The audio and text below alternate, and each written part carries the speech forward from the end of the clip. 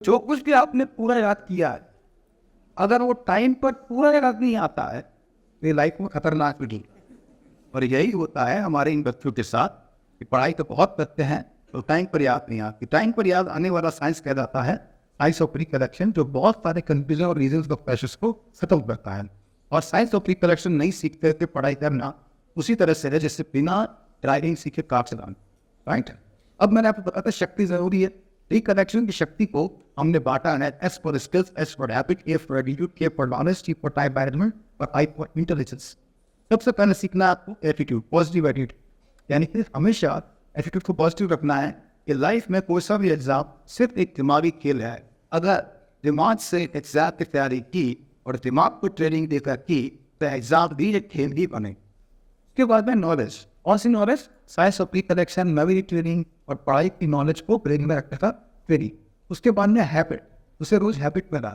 केवल memory technique का पता लगने से या साइंस ऑफ रिकलेक्शन के बारे में जानने से ब्रेन सपोर्ट नहीं करेगा, उसको रोज अप्लाई करने से कहे उससे कम। उसके बाद स्किल, और तभी जाकर के आप आज तक पढ़ने में स्किल है, लिखने में स्किल है, समझने में स्किल है, इसके बाद आप याद करने और याद आने वाले पार्ट में भी स्किल हो जाएंगे, राइट। और उससे क्या बनेंगे आप?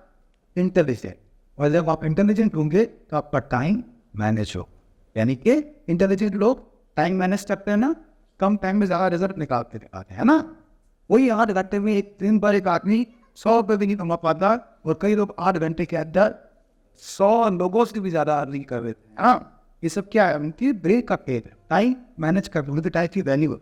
बस ये बच्चों को सिखाना ही नहीं है वो शक्ति। अब ये कैसे काम करेगी? इसके लिए सबसे पहले 90% मार्क्स लाने के लिए 15-15 घंटे पढ़ के बाकी सारे स्किल्स को ऑप्टिमाइज करना मेरी नज़र में ऐसा है जैसे मच्छर मारने के लिए सारे घर में आने वाला मच्छर लोगों है, घर को जला अपने आप मच्छर मर जाए, अरे मच्छर भी मर जाएगी, घर भी जल जाएगा, राइट। उसको ठीक जैसे करेंगे, उसको ठीक करने का तरीका है आपके ब्रेन के बारे में। लेफ्ट एंड राइट दो पार्ट होते हैं आपके ब्रेन के, ज़्यादा सुनिएगा, आपको बताना चाहो। लेफ्ट एंड राइट, लेफ्ट को बोलते हैं लॉजिकल मेमोरी स्टोरेज, राइट को बोलते हैं factual memory storage. Right brain creative होता है और लेफ्ट ब्रेन लॉजिकल होता है। आपकी पढ़ाई के दो हिस्सा है, एक है लॉजिकल और दूसरा फैक्चुअल।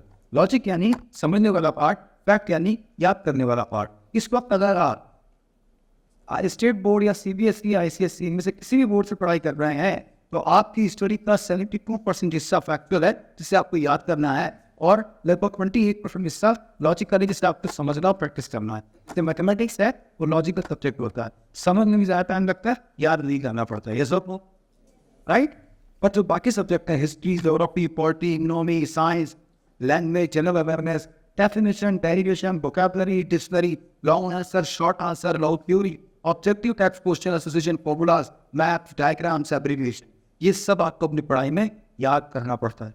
जिस भी चीज़ को आपको 3 से ज़्यादा बार दोहराना है, समझनी है फैक्ट को, कैसे पता लगाएंगे?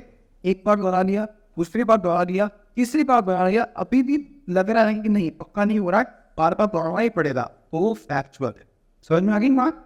और फैक्ट्स कैसे मेमोराइज रखते हैं कभी आपने सीखा नहीं, इसके लिए आपको सपोर्ट देना राइट ब्रेन। बाकी सारी पढ़ाई आप करते लेफ्ट ब्रेन, समझने में हुआ करता लेफ्ट ब्रेन, लॉजिकल होता है ना, समझ में आ गई बात। लेकिन आपका राइट ब्रेन क्रिएटिव होता है, यानी पढ़ाई को नए अंदाज में देखकर एंटरटेनमेंट के साथ करने के लिए आपको क्रिएटिविटी की जरूरत है। और जब आप क्रिएटिव और लॉजिक दोनों का इस्तेमाल करते हैं तो एक कंबाइंड ब्रेन बन जाता है, लॉजिक और क्रिएटिविटी एक साथ। पढ़ाई के अलावा आइंस्टाइन ये बोलते हैं जितने भी साइंटिस्ट हैं वो क्रिएटिविटी और लॉजिक को एक साथ यूज करते हैं तभी आविष्कार हो पाता है। ध्यान रखिएगा, दुनिया का कोई सा भी आविष्कार है, चाहे ये माइक है, चाहे ये प्रोजेक्टर है, चाहे वो एसी है, चाहे वो एरोप्लेन है, ये सब पहले ब्रेन में क्रिएट, उसके बाद लॉजिकली इसका साइंस निकाला गया। तो एक क्रिएटिव लॉजिक आउटकम क्या है? Creatively logical outcome is is scientific invention. समझ में आ गई?